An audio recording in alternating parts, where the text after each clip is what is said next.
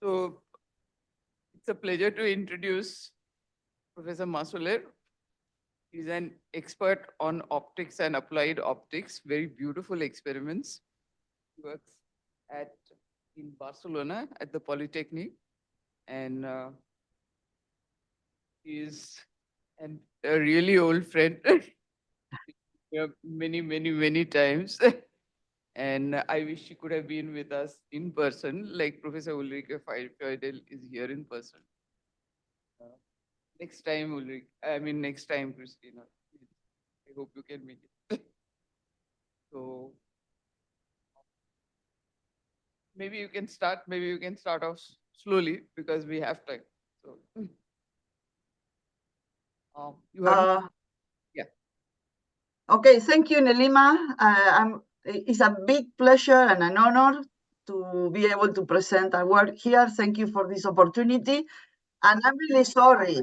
I'm really sorry that I cannot be there. I must admit, I would love to go, but I have been already 2 weeks away, first in Uruguay, then in Brazil, and I really have a lot of accumulated work here and could not really push it too much. So yeah, the timing was not very good for me, but I'm really happy to have this opportunity to present this work. So I appreciate this very much. So what I will talk to you is large-scale atmospheric phenomena and how to study this using tools from complex networks and nonlinear data analysis, science, data analysis, no? So first I wanted to make a very brief introduction who I am. I did my bachelor and master in physics in Uruguay. Uruguay is near Argentina in South America. And then I did a PhD in physics. As Neelima said, originally my expertise is on laser physics. And since more than 20 years ago, I moved to Barcelona, to Universidad Politécnica de Catalunya, where I'm professor. And I just want you to know more or less where we are. Catalonia is part of Spain, it's here. And the Polytechnica has campuses all over Catalonia, or well, in 8 towns. And we are about more or less 1 hour from Barcelona. So we are in Campus Terrassa. I want to begin by acknowledging my collaborators in this subject, and the work I'm going to present to you was done by, at that time, 2 PhD students, in Ignacio Deza and Julio Tirabassi. Julio then continued as a postdoc with me for a while, and then 2 more PhD students, Darío Zapala and Ricardo Cellini.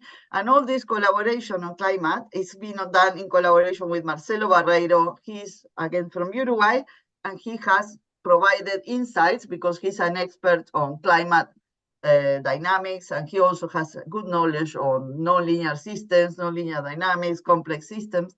So he is the one that allows us to interpret many of the results that we have obtained. So basically, my talk will be about in methods to analyze climatological data. And these methods are based on techniques for time series analysis. So I don't know how far I will get, if I can present all of this to you or not. Please interrupt me when my time is done. I don't want to exceed my time.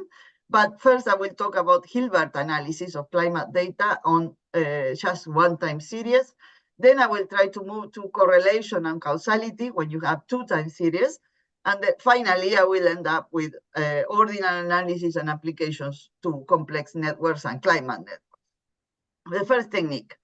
Hilbert analysis is a technique that you can use when you have an oscillatory signal. So think, for instance, of the surface air temperature, and you can see here some oscillations. This is the annual cycle. This is the temperature in the surface in some region. It could be India, or it could be Barcelona. For all, I'm not putting vertical axis here, so you don't know what is the range of change.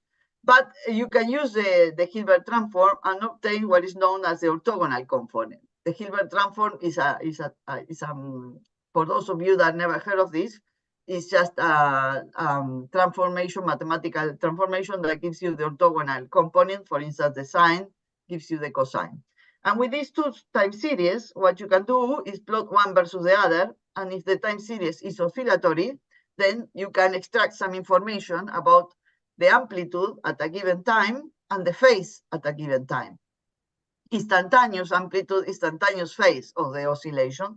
And from here, it's also possible to extract the frequency of the oscillation, instantaneous frequency. So let me give you an example. This is a synthetic time series in which you can see the amplitude decreases over time and the frequency also changes over time. And by applying the Hilbert transform, you get an amplitude that decreases. Instantaneous amplitude is the envelope, and the frequency is instantaneous frequency, and you can see that it also decreases. So basically, this is a technique that can be applied to any time series, but it will give meaningful results only if the signal is narrow band. This basically means that it would have a signal with a well-defined frequency. In that case, the amplitude is the envelope of the signal, and the frequency is basically the one you obtain, instantaneous frequency, is coincident or is close to the main frequency in the Fourier spectrum. Now, the problem we have for climate data is that climate time series are not narrow band. Okay, so basically you can see here an artistic representation of the Fourier transform of a very, very long time series of a climatic variable, and you can see that there is a peak on a periodicity of 1 day, and there is intraseasonal variability in the middle, then you have another peak with a periodicity of 1 year, and then there are slower processes in the climate system. So what to do? Typically, people can say, well, we isolate a narrow frequency band and then apply this Hilbert technique to that time series. This is usually done for EEG analysis, but there's an alternative to say, okay, nevertheless, it's not narrow band, but we will still apply the Hilbert transform directly to the data and see what we get, and try to check whether we get or not meaningful results. So what type of data we're going to analyze? It's surface air temperature data. It covers a grid, a regular grid over the whole Earth. So we have more than 10,000 time series. We have a period that includes many, many years. So each time series has more than 13,000 data points because it's with daily resolution. So which information you would think you can extract from the phase of the Hilbert phase? So you do the analysis before, you calculate the phase from the real and orthogonal part of the signal, and let's look at the cosine of the phase. And let's look at the cosine of the phase at a particular day, for instance, the 1st of July, but averaging over the whole data. Okay, so this is not a particular year, but it's an average over all the years. And if you do that, you will see that you plot here this cosine in color code, and basically you see that all the north hemisphere is in the same color. Basically, this represents the summer, and you see that the south hemisphere is some sort of blue, which represents the winter. I must insist here at this point that this is not giving me any information about the temperature. We are extracting information from the temperature, but this is giving me the phase of the solar cycle. We have a cycle, and we go from summer to autumn to winter to spring and back to summer. So what we see here is that basically in the north hemisphere, in July, we have some season, which is the summer, and on the south, we see winter, right? And we also see that the ocean has a different color from the continents. So we can think of how this changes in a typical year, no? So not just July. I will show you a video to show you. Let me see if I can. Oh, I'm sorry, I made a mistake. Here's the video. You see the video, hopefully?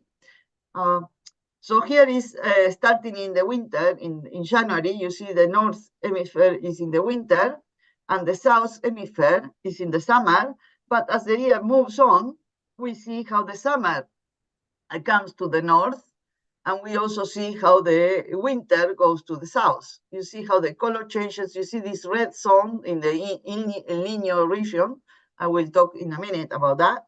And you can see now that we are in July, so we have very summer in the north, very winter in the south, and now we got again moving the seasons, and we see how the winter moves back to the north and how the summer goes to the south. And you again see that the colors of the ocean is always lagged.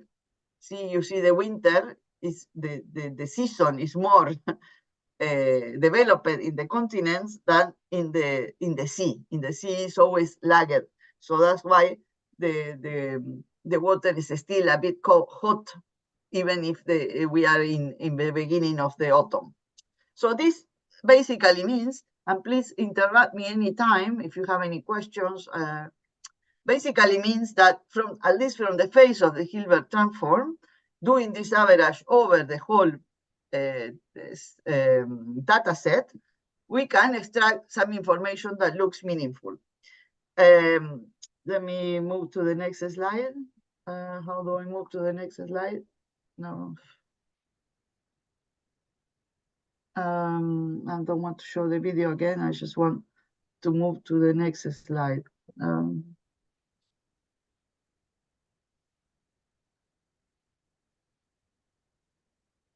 Okay, so here we have how the map looks in particular years. In the specific years, for instance, a year of El Nino, we see this red region here. This means that is all this region is more in the summer. That it's not giving you information about the temperature, but it's hotter than what it usually is. While in the El Nino, for instance, in the same month, October, but in 2011, we clearly see the opposite situation. We see a cooling because the water is not as red as it is in a normal year. So we can basically assume that this technique is giving us meaningful information. And then the question is, can we use Hilbert analysis to identify and to quantify regional climate change? And for this, we're going to now look at the variation of the amplitude of the oscillations. So it's the envelope of the oscillations, the amplitude of the oscillation, and we're going to calculate the last 10 years versus the first 10 years of the data sets, and then divide over the average over the whole data set. And we will consider a variation that is significant only if it's above the average and 2 sigma, or below the average minus 2 sigma. And these sigmas and averages are calculated from surrogates. I don't want to go into details, but here's a reference if you want to look at it, and then you can also look at the paper. But we computed some surrogates, and then we calculated these quantities, and then if the real data was above or below this threshold, we consider this variation significant. So this is the map that we found. In color code, we have the variation, the relative variation of the amplitude of the Hilbert phase. And we look at the two regions on Earth, which the variation is larger. In this case, it's a positive variation in the Amazonas. And here up near Labrador is a negative variation, okay?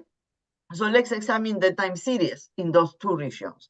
In the Amazonas, in Brazil, we see that now that I'm giving you the values of the temperature oscillation from 20 to 34, but we can see that in the last years, there is large variations in the amplitude which were not present before.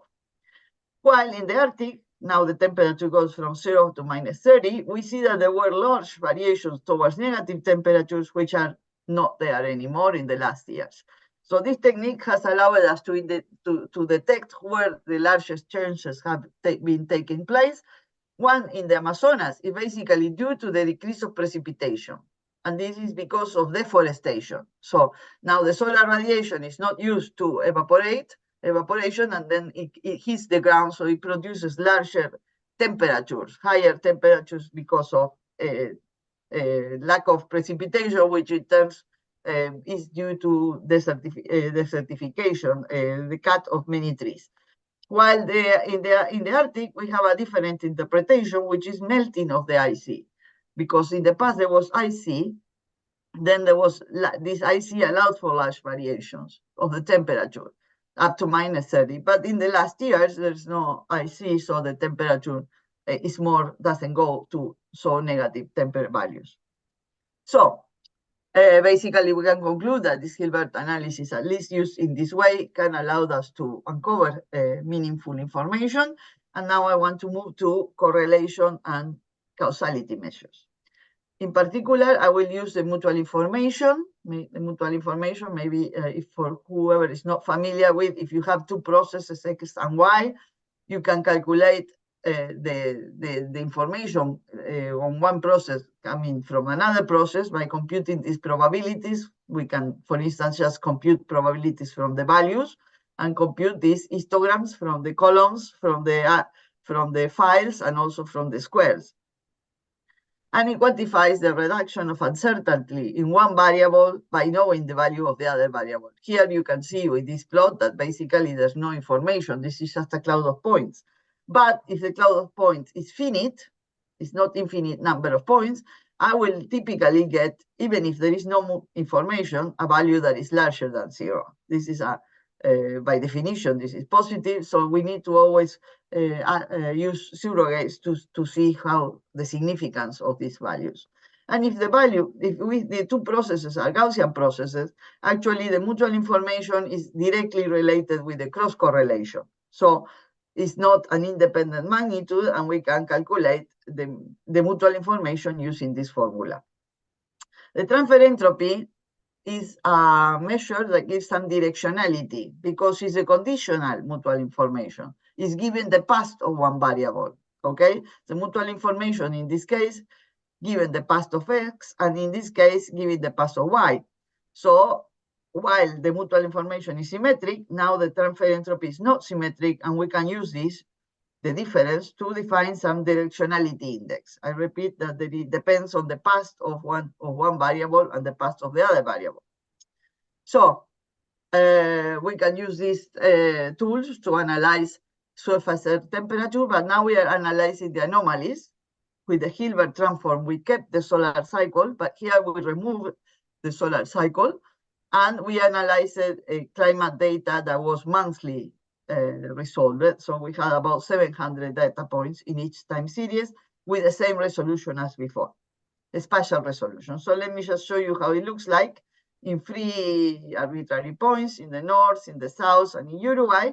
And you see that of course, you can see that by removing the anomaly, you still have a trend at the end of warming, and the time series looks pretty noisy, and there are fluctuations that look basically very noisy. So what do I show you here? I show you the mutual information considering one point in the linear region and points all over the Earth, okay? And in white, I show values which are not significant. So after a significant analysis, we see that there is a lot of mutual information is strong of this point and the neighboring points, but there are also teleconnections between El Niño and India and many other regions on Earth. Now, the mutual information, as I said, doesn't give us any direction of the interactions, but we can calculate the directionality index using this transfer entropy, and we can see that this point in El Niño affects all the regions that are shown in red and is affected by the regions that are shown in blue.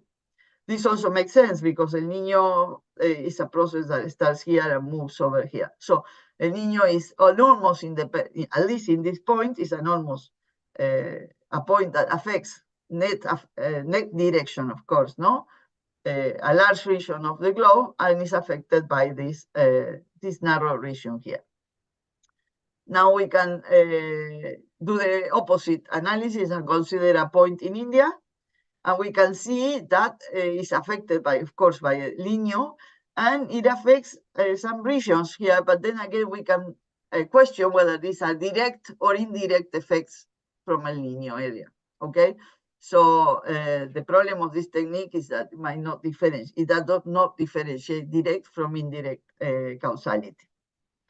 And we can also look at how things happen in Uruguay, and we see that it's affected by all this region here, and it will eventually affect this Brazil. And you can see, think of also of this as Rossby waves.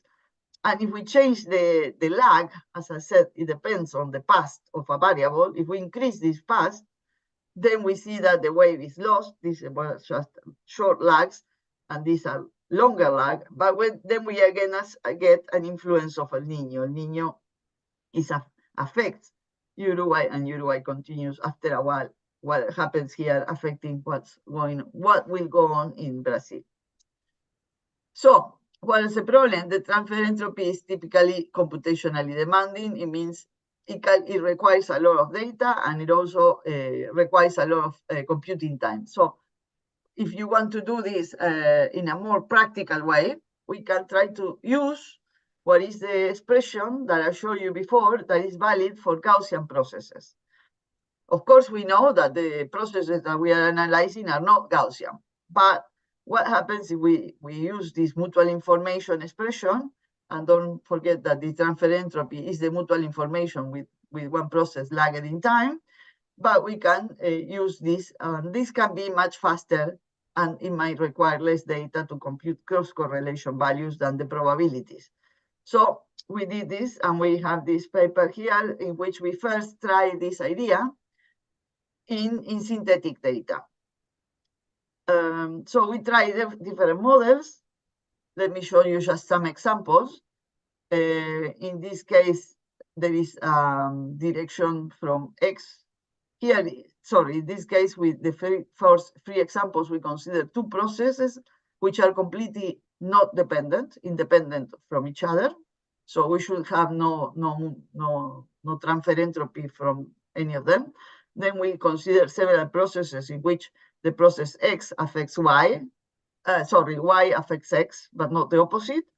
And then we consider another process, two processes which were mutually interactions. And we tested this idea of computing the mutual information from the simplified expression, which is only valid for Gaussian processes. And we calculated true positives and the size, which is the false positive. So we detect or we do not detect directionality, and whether it exists is true positive, and if it doesn't exist, it is false positives. So let me show you the results. We found this. This gave okay. You can see here that the transfer entropy is we call it the pseudo transfer entropy is very small from Y to X and from X to Y. We expect that because there's no relationship. Here we have these processes in which we know that Y affects X, but not the opposite, which is gives us correct, except here, I will comment on this, and the mutual case, we found correct detection in all cases. So, but there's some failure here. There's some failure here, and basically when we use other methods, which is the Granger causality, I didn't talk about this because it's a technique that is basically well known, or the transfer entropy, without using this approximation, we see that they also fail. And basically, they fail because this, I want to go before here.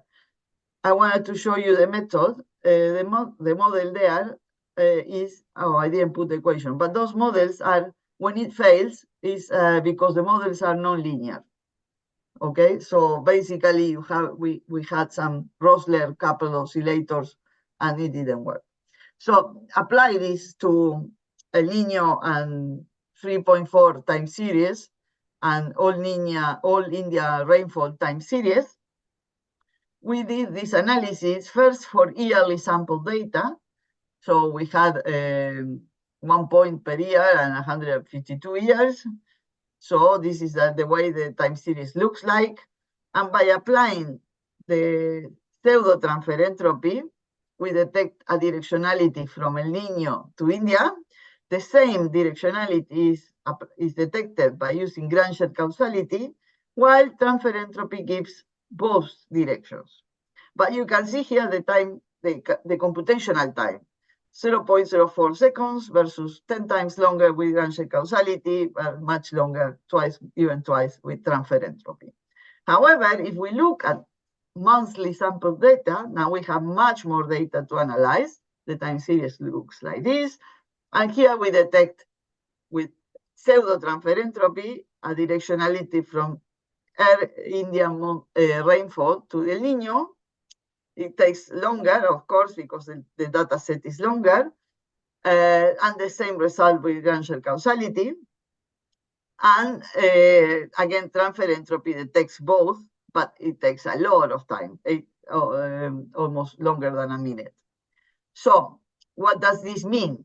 It means basically that if you look at the whole year, there is more influence, or the dominant direction of the interaction is detected for both Granger causality and pseudo transfer entropy from the Indian monsoon to the El Nino, but on a yearly scale is the opposite direction. So this also makes sense in the sense that depending on the resolution of the data, the type of directionality you will see. So how much can we take? Let's say that you have 2 time series of 500 data points. In the case, would be 40 years, 1 point per month. With transfer entropy, will be over 100 milliseconds, but with pseudo transfer entropy, is only 4. Suppose you have 8,000 grid points in the linear region, and you want to compute the mutual information, the transfer entropy of all these pairs. Of all these pairs, you have a lot of pairs too. So this will give, if you use the transfer entropy, it will give you more than 2 years, while it will be like a month. And this does not even take into account the surrogate analysis. So this basically this we have proposed a fast technique, but it's an approximation. So there's a price to pay, there's no free lunch, and you can try it to see if it gives or not a meaningful result. The algorithm is fully available here. And I'll get to the last part of my presentation, which is using ordinal analysis and then apply techniques based on complex networks. I want to advertise this book that we wrote together with Marcelo Barreiro, I presented before, Henk Distra, and Emilio Hernandez Garcia a few years ago. So the first thing we can do is to use this pseudo transfer entropy and to analyze many indices, not only the Indian and the El Nino, but many of them. We extracted here, I think it's 12 or 13 indices, and we can calculate the directionality. Here you can see this complex network. And in this article, we analyzed some of these links, and we interpreted some of the results either as new interactions that we didn't expect, or maybe some interactions which are not direct. In fact, they're somewhat mediated, which is an indirect connection. So not all of these links are actually direct links, but they can be considered like effective interaction from one index to another index, or effective information transfer that could be mediated by another index. Now, I remind you that you need to also consider some lag. No, the transfer entropy is the information about one variable, and another one lagged in time. And in these processes, we have to change the lags and see which lag gave maximum values for the different pairs. So it's a very, very complicated study. Now we can try to use a different approach, and this is ordinal analysis, which is a way to select the time scale of the analysis. So it allows us to choose exactly what time scale we want to do to analyze the data. If some of you are not aware of this method, the method basically consists of looking at the order in which the data points appear in the sequence. So let's consider, for instance, 3 consecutive data points in a time series, and we look at the possibilities in which how they are ordered in time. So basically, it can be, there are 6 possibilities. For instance, the first one is the smallest one, and then the 2 of them increase. Or you can have an oscillation with the maximum value of the 3 in the middle, or some other sort of oscillatory behavior. Here, the maximum is in the middle, but the smallest is the last one. And here, the smallest is the first one, and so on. So with 3 values, we can have basically 6 possibilities, and we can analyze how the probabilities in which they occur in the time series. Calculate the different symbols and see the frequency of occurrence. We can also use a lag, no? We don't need to consider consecutive points. We can consider points separated with lag. So in this case, for instance, we can encode a message in these read points, and we can see that the first 3 points give me the letter A, then the next 3 points give me the letter B, because it's the smallest, highest, and then low, but not as low here. Then there's 3 points that go continuously down, and then we have a last letter, which is a small, the smallest is in the middle, and the highest is in the last, which is number C. So that's the, we can say that this is the message encoded in the red points. Basically, the use of lag times is good for climate analysis because we can select the time scale of the analysis. Let's think of El Nino index again, and if we choose 3 consecutive points, this is monthly sample, we can look at intra-season, basically, a scale, because 3 points can be in the summer, the 3 points can be in the winter, and so on. We can also consider 3 points which are lagged such that they cover a whole year. This could be intra-annual. 3 points cover the variation within a year.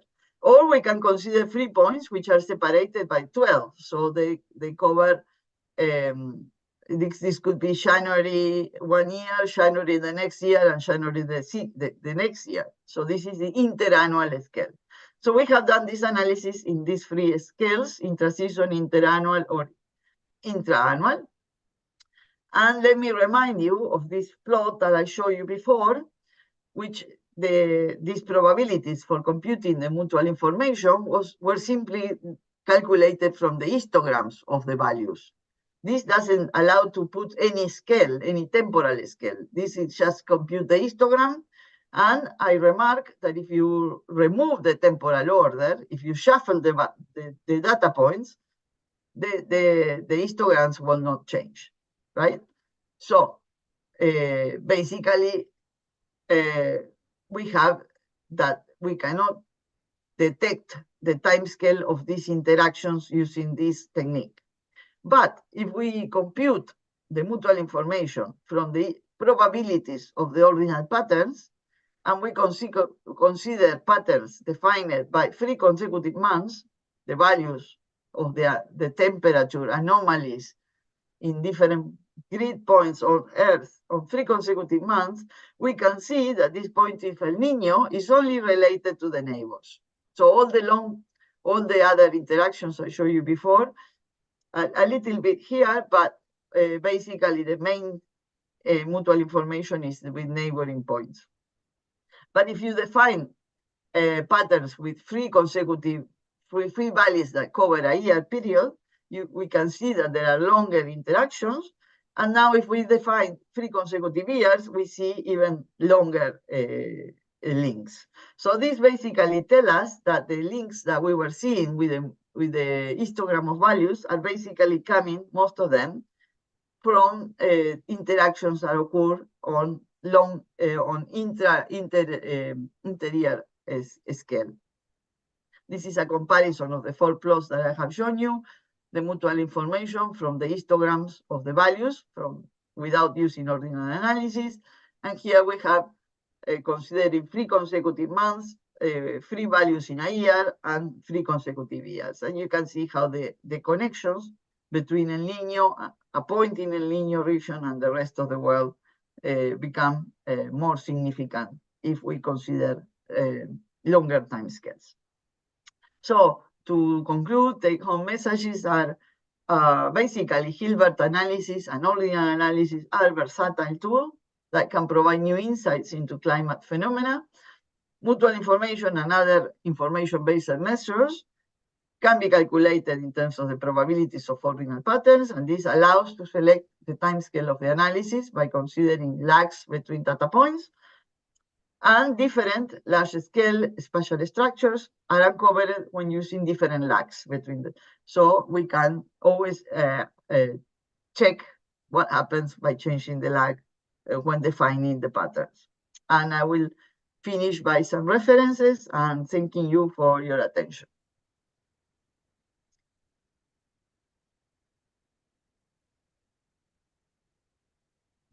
So we actually have lots of time for questions. Anybody? Okay. Siddharth?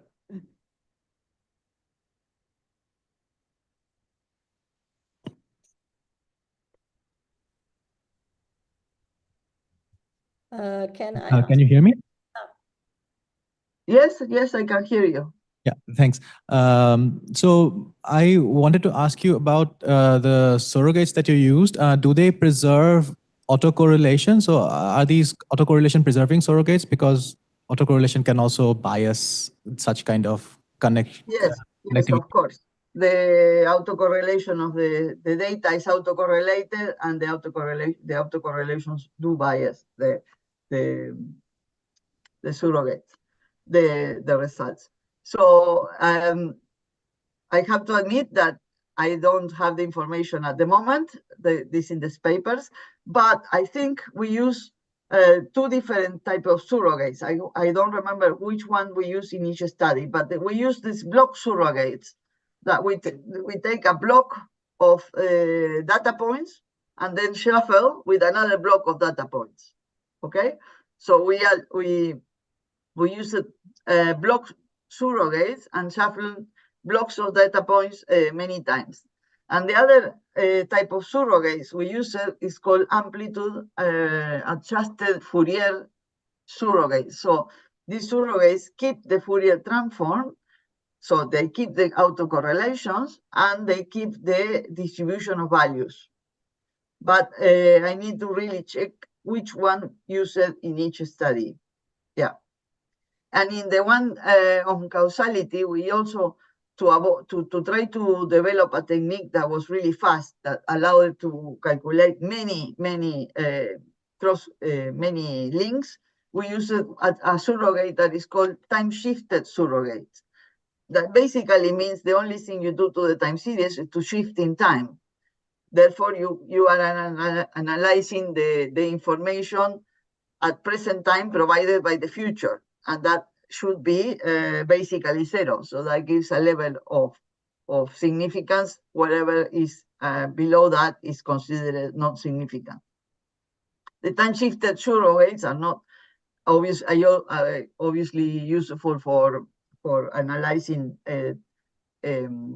causality and transfer entropy, but not for the other methods that I showed. Yeah.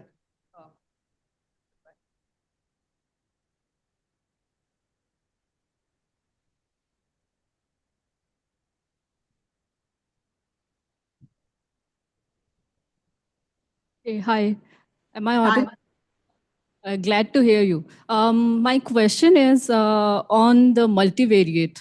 When we are talking about causality, so like you have shown us El Nino on the air, and if I increase the variables, so does the result vary, or does it show us which one is the faster? Grenzer causality is the faster, giving the faster result, or the other one? And if I increase, for example, El Nino effect on sea surface temperature or melting of Arctic sea ice or other variables into the picture, if I take, so how does my result going to change? I'm not so sure I understood the question. Sorry. If you change what? So when we are talking about the direction, so Nino 3.4 to air, right? And reverse direction is for, we are seeing that three models are giving us the direction and the time that is the time that is it is taking. So I'm saying if I take more variables into the picture, like Nino 3.4 air plus other variables also. Like So I think this will be this. I think it will be this plot here. No, we consider El Nino 3.4 and many other time series. right. Mm-hmm. So Okay. Mhm. In this case, we consider time series all of the same length. So we normalize the time series to be all of the same length. and the same covering the same time period. And then we could analyze 13 times of 12 interactions. And so there are many, many links there, and only showing the significant ones. Right, right. Okay, okay. And, Got it. and here we did the significance analysis. We did it by time shifting, if I remember correctly. So because it's a causality, we think that the shifting time allows us to detect a significant value, a significant threshold. Got it, got it. Thank you. Yeah, but these links have different lags. That's the point. For each link, we had to see which is the lag that is more significant. So it's really hard work for them. True. Okay. Thank you. Okay.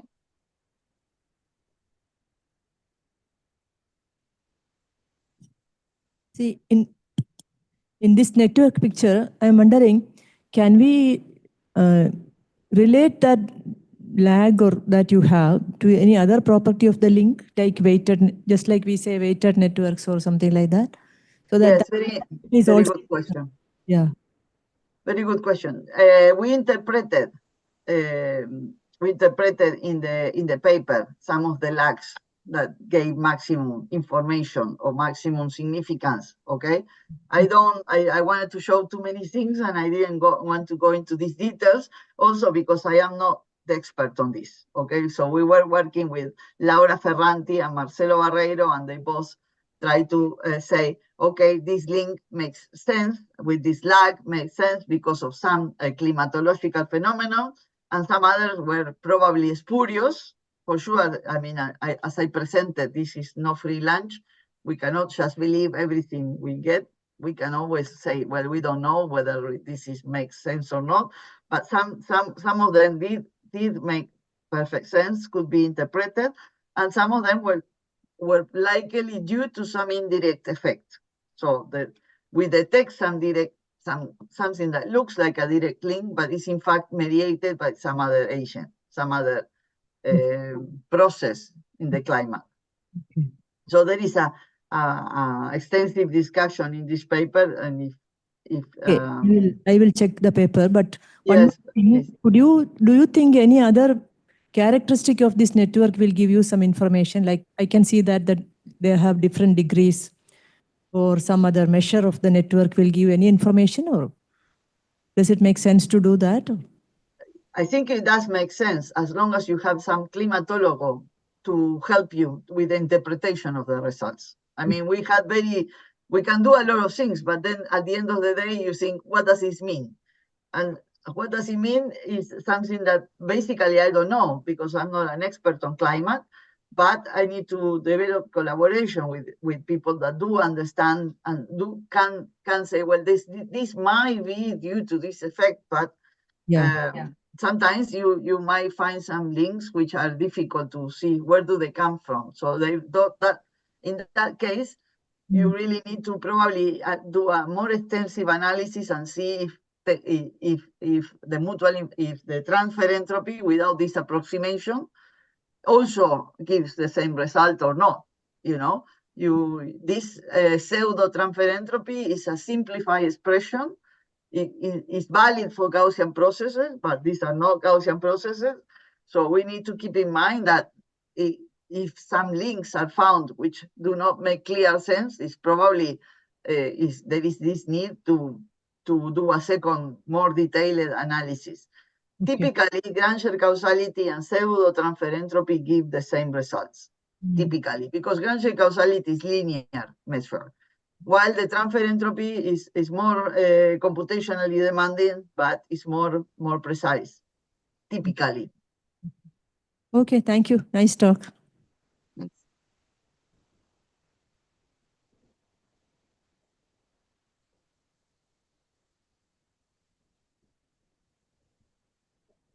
Neelima, if there is no further question, I would like to ask a question. It's Ulrike. Can you hear me? Yes, we hear you. Hi, Ulrike again. Okay. Yeah, Cristina, you hear me, but I'm not sure whether the audience hear me. We can. Okay, good.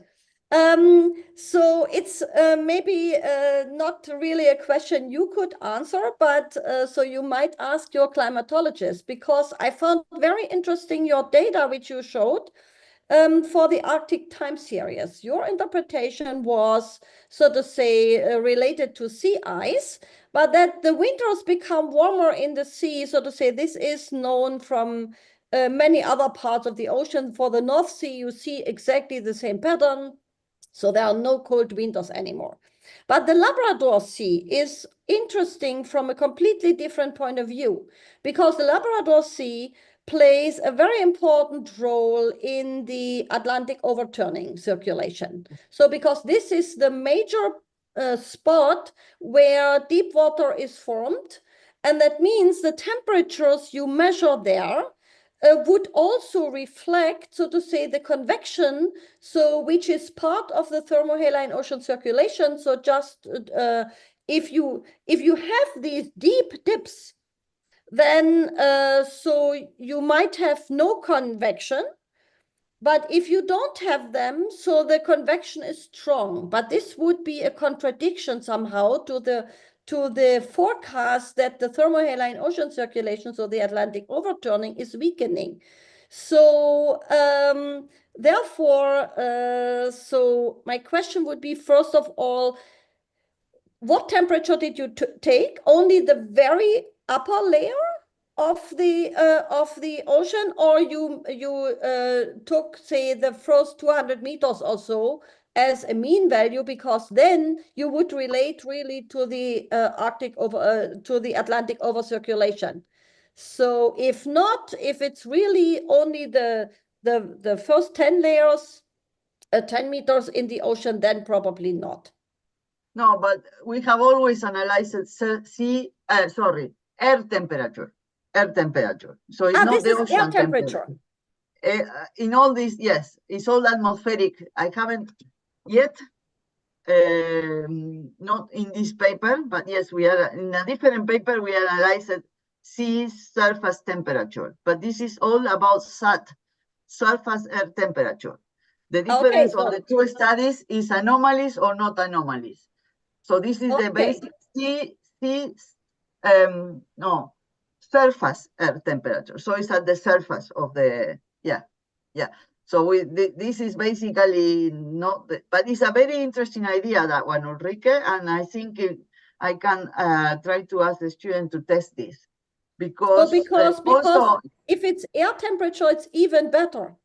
So because if it's air temperature, so then this would mean if you don't have these cold temperatures, so you have warm temperatures more. So because the release of the heat to the atmosphere in the Atlantic overturning circulation is exactly in winter.